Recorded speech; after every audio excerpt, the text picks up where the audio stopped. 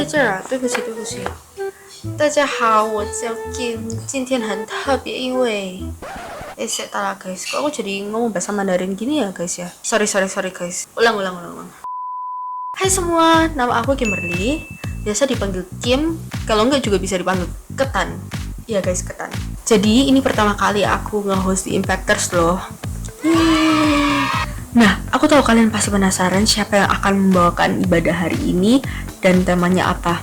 Mending aku kasih tahu nggak ya? Kasih tahu nggak? Mending dikasih tahu aja lah ya daripada kalian kelamaan nungguin aku. Jadi hari ini ibadahnya akan dibawakan oleh Kak Betwell dengan tema Satisfied Soul Part 3 tentang worship. Oh ya, sebelum ibadahnya mulai, aku mau ngasih tahu nih ke kalian yang mau memberi persembahan, bisa scan barcode di sini.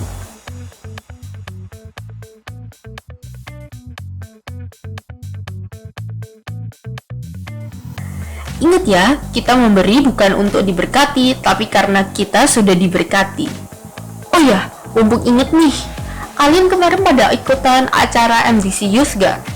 Pasti ikutan dong. Seru banget gak sih kemarin? Seru banget dong pastinya. Masa sih gak seru? Seru lah. Oke guys, sebelum ibadahnya mulai, kita berdoa dulu yuk. Tuhan Yesus, mengucap syukur hari ini kami boleh ikut ibadah online. Setelah ini kami akan memulai praise and worship dan juga mendengarkan khotbah. Tuhan, Kau siapkan hati dan telinga kami dari awal sampai akhir ibadah. Hanya di dalam nama Tuhan Yesus kami berdoa. Amin. Enjoy the presence of God, Impactors. Hey Impactors! Mari kita sama-sama hari ini menyiapkan hati kita untuk menyembah Allah kita. Allah yang selalu beserta dengan kita, yang 24/7 ada buat kita.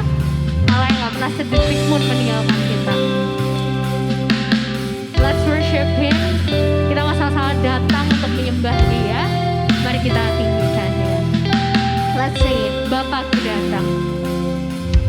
Bapakku datang dan berserah, ku nyatakan Kau yang berkuasa dalam gelap, Kau setia, Kau cahaya hidupku.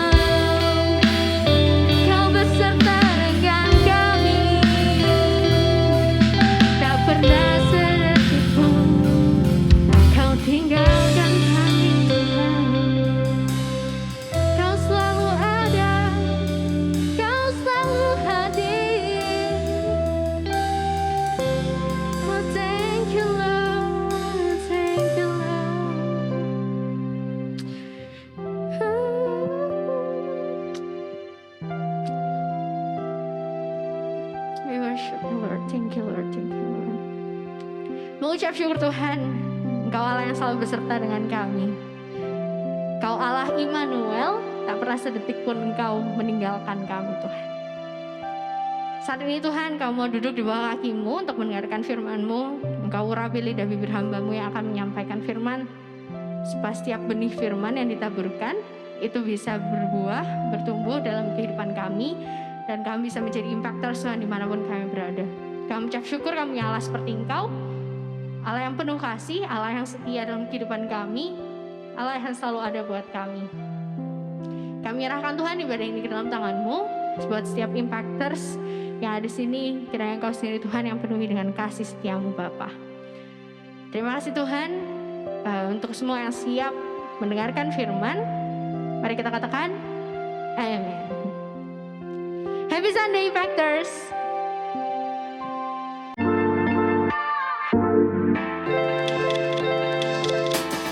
Halo, ya senang sekali bisa bertemu kembali dengan kalian secara online. Hari ini saya mau mengajak kalian membaca satu ayat yang sangat penting untuk kita ingat, yaitu di dalam Ibrani 12 ayat 28 sampai ayat 29. Oh, 2 ayat ya, 28 sampai 29. Saya bacakan untuk kalian ya. Jadi, karena kita menerima kerajaan yang tidak tergoncangkan, marilah kita mengucap syukur dan beribadah kepada Allah menurut cara yang berkenan kepadanya dengan hormat dan takut. Sebab Allah kita adalah api yang menghanguskan. 2 ayat yang sangat penting yang dituliskan kepada orang-orang Ibrani pada waktu itu. Dan saya percaya ayat ini juga akan sangat penting buat kita. Kita akan melihat apa yang dimaksudkan ayat ini dan kita bisa memperoleh manfaat. Kita melakukan firman ini di dalam kehidupan kita. Di sini dikatakan kita sudah menerima kerajaan yang tidak tergoncangkan.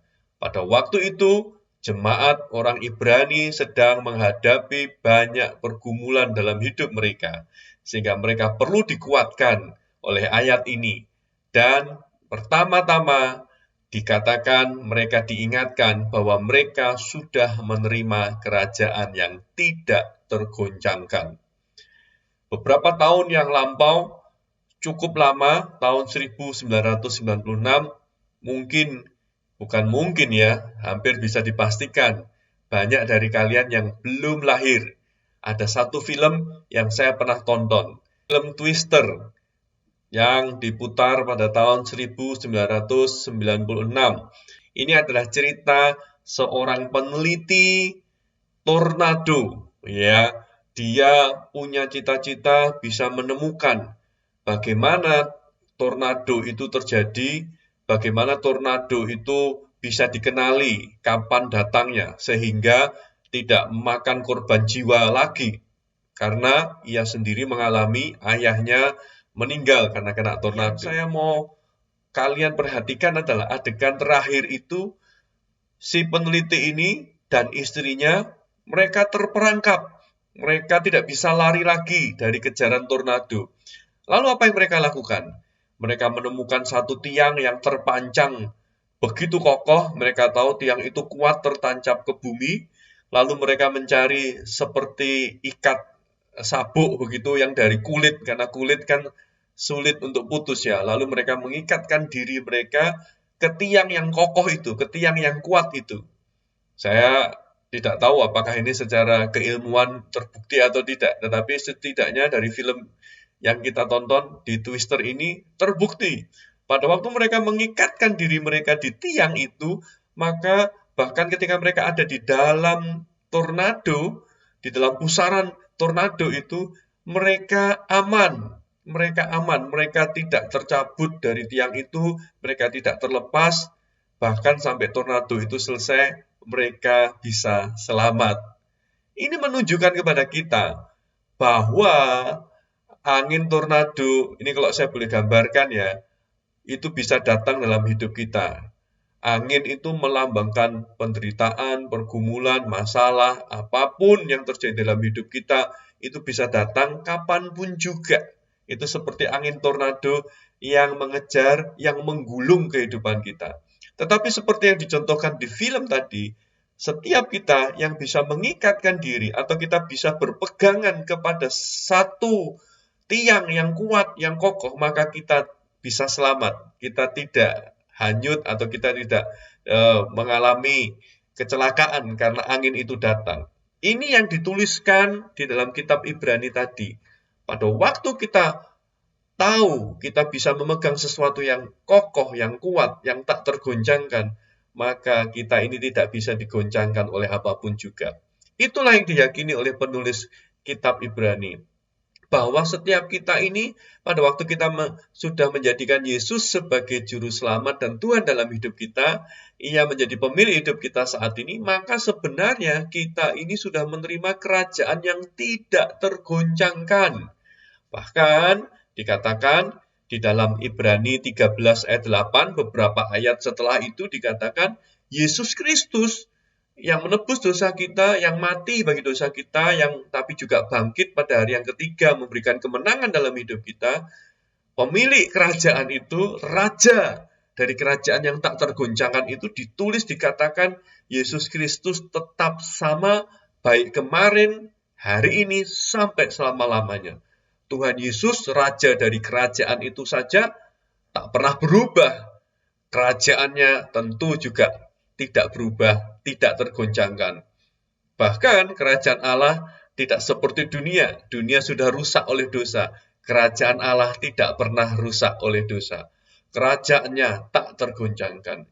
Inilah yang perlu kita pegang dalam hidup ini. Seperti penulis kitab Ibrani mengingatkan jemaat orang-orang Ibrani pada waktu itu. Ingatlah, Yesus sudah memerintah hidupmu, maka sebenarnya kerajaannya yang tak tergoncangkan itu ada di dalam hidup kita. Saya jadi ingat bahwa Filipi 3 ayat 20 dikatakan demikian, karena kewargaan kita adalah di dalam surga. Ini meyakinkan kita. Rasul Paulus meyakinkan jemaat Filipi, sekaligus ayat ini meyakinkan kita semua bahwa kita itu sebenarnya adalah warga kerajaan surga. Kita ini sah. Pada waktu Yesus menyelamatkan hidup kita, maka kita ini sah sebagai warga kerajaan Allah, warga kerajaan surga, warga dari kerajaan yang tak tergoncangkan itu. Wah, ini luar biasa. Di situ kalian lihat di sisi saya ada gambar pesawat atau jet tempur Indonesia. Kenapa saya tampilkan gambar jet tempur ini? Karena saya ingin menunjukkan kepada kalian bahwa pemerintah Indonesia itu bertanggung jawab melindungi seluruh warga negara Indonesia. Bahkan termasuk mereka-mereka yang ada di luar negeri. Kalau mereka pada waktu itu ada di satu negara yang sedang berperang, itu terjadi perang saudara, atau terjadi sesuatu yang membahayakan hidup mereka, maka pemerintah Indonesia wajib melindungi warga negaranya. Mereka wajib mengirimkan pasukan orang-orang yang terpilih untuk mengevakuasi dan menolong penduduknya yang sedang terancam bahaya. Itu adalah kewajiban dari pemerintah. Begitulah kalau setiap kita adalah warga dari kerajaan Allah, maka kerajaan Allah, Sang Raja, tidak akan tinggal diam. Ia akan melindungi, ia akan memimpin kehidupan kita. Wah, ini kan sesuatu yang membahagiakan hidup kita. Kalau kita tahu, kalau kita selalu mengingat bahwa status kita ini warga kerajaan Allah. Memang selama di dunia ini kita adalah warga negara Indonesia. Tapi sebenarnya pada waktu kita menerima Yesus, kita menjadikan Dia Tuhan dalam hidup kita, Raja dalam hidup kita. Saat itu juga kita ini adalah warga kerajaan Allah. Dan yang membackup kehidupan kita, yang melindungi, yang mengcover hidup kita adalah Sang Raja itu sendiri, yaitu Yesus. Wah, betapa amannya hidup kita. Ya. Dan yang menarik adalah di beberapa bagian Alkitab yang lain, misalnya di dalam Roma 14 ayat 17, ada satu definisi yang bagus tentang kerajaan Allah. Sebab kerajaan Allah bukanlah soal makanan dan minuman, tetapi soal kebenaran, damai sejahtera, dan sukacita oleh Roh Kudus. Jadi rupanya kerajaan Allah itu bicara tentang kebenaran, tentang damai sejahtera, dan tentang sukacita. Dan kalau dikatakan tadi, ini adalah kerajaan Allah yang tidak tergoncangkan, maka sebenarnya tiga hal ini juga tidak tergoncangkan. Permanen ada di dalam hidup kita. Tadi dikatakan kita sudah menerimanya. Di dalam hidup ini kita sudah menerima kebenaran yang tidak tergoncangkan. Dunia boleh rusak, dunia boleh jahat, dunia boleh tidak kudus, tetapi kita bisa hidup benar di dunia yang sudah rusak ini. Kenapa? Karena kebenaran itu sudah ada di dalam hidup kita. Kebenaran yang sesungguhnya, yang sejati itu sudah memerintah hidup kita. Di tengah dunia-dunia yang sepertinya penuh kesedihan, penuh masalah, penuh membuat kita baper, membuat kita menjadi merasa tidak enak, kita bisa mengalami damai sejahtera. Kenapa? Sekali lagi karena damai sejahtera itu sudah memerintah hidup kita. Bahkan kita bisa bersukacita di dalam masa-masa yang sulit sekalipun kita bisa mengalami sukacita oleh Roh Kudus. Inilah yang penting. Hal yang pertama yang perlu kita ingat adalah status kita adalah warga kerajaan Allah.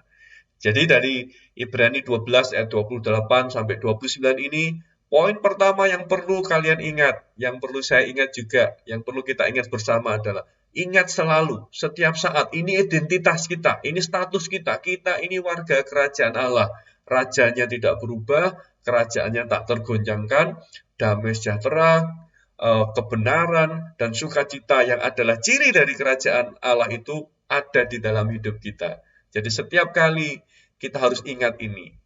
Yang kedua, dikatakan, baca yang kalimat yang sudah saya buat dengan huruf besar, oke ya. Dimanapun kalian berada, ayo baca sama-sama. Ya, 1, 2, mulai. Marilah kita mengucap syukur. Kalau yang pertama tadi kita mengingat bahwa kita sudah menerima, kita adalah warga kerajaan Allah, kerajaan yang tak tergoncangkan. Kita sudah mendapatkan damai, sukacita, dan kebenaran yang sejati, yang sesungguhnya. Maka ada anjuran yang kedua, kita juga perlu mengembangkan gaya hidup yang suka mengucap syukur. Ya, mengucap syukur. Kalian sudah sering mendengar tentang mengucap syukur ini. Tetapi yang saya mau ajak adalah kalian menerima ini. Give thanks challenge. Give thanks challenge. Apa itu? Saya akan berikan waktu kepada kalian selama kurang lebih setengah menit untuk kalian menaikkan ucapan syukur. Apa saja yang kalian bisa katakan kepada Tuhan, bersyukurlah, berterima kasihlah atas apa saja yang kalian dapatkan, baik itu secara jasmani maupun secara jiwani.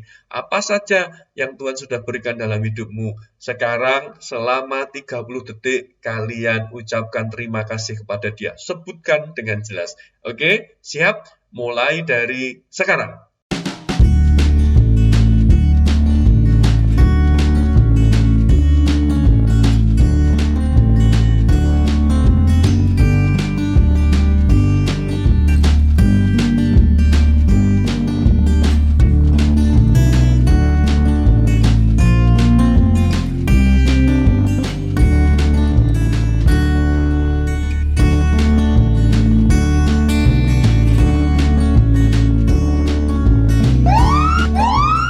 Wow, bukankah begitu luar biasa Tuhan?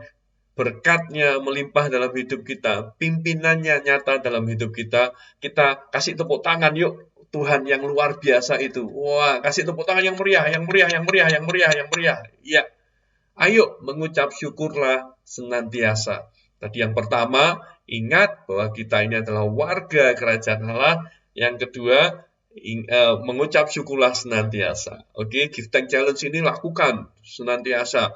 Ajak teman-temanmu, ajak orang-orang di rumahmu untuk suka mengucap syukur. Oke, kalau ketemu orang yang suka ngomel, kasih tahu, yang Tuhan inginkan adalah mengucap syukur. Lalu kemudian yang ketiga, ayat itu dilanjutkan demikian. Ya, mulai kata beribadah, kalian bisa mengikuti saya membacanya juga. Beribadah kepada Allah menurut cara yang berkenan kepadanya dengan hormat dan takut. Sebab Allah kita adalah api yang menghanguskan. Ini adalah kalimat-kalimat yang panjang dan mungkin kita perlu pelan-pelan untuk memahaminya. Kalau kita membaca ayat-ayat sebelumnya, kita mendapati bahwa Allah itu digambarkan seperti api yang menghanguskan. Ada gambaran pada waktu itu yaitu Gunung Sinai. Orang Israel yang sedang berkumpul di Gunung Sinai, mereka takut untuk bisa mendekati gunung itu karena Allah itu digambarkan seperti kilat yang menyambar-nyambar. Itu seperti api yang bisa menghanguskan mereka. Tetapi di ayat sebelumnya juga digambarkan ada yang namanya Bukit Sion, tempat di mana Allah yang hidup itu hadir. Setiap kita yang sudah diselamatkan di dalam karya salib Tuhan Yesus, maka Allah itu seperti tinggal di Bukit Sion. Kita ini boleh bisa mendekat kepada Dia kapanpun juga. Tetapi penulis Ibrani juga mengingatkan bahwa kita harus beribadah kepada Allah dengan cara yang berkenan. Kita harus memiliki gaya hidup yang berkenan kepada Allah, tidak sembrono, tidak asal-asalan, penuh dengan rasa hormat, penuh dengan ketakutan. Ketakutan di sini artinya kita menghargai, kita takjub kepada Allah.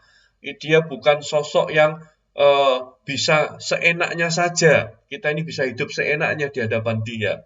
Kita bisa dekat dengan ayah kita, tapi kita juga bisa menghormati Dia. Itulah sosok Bapa kita yang ada di surga.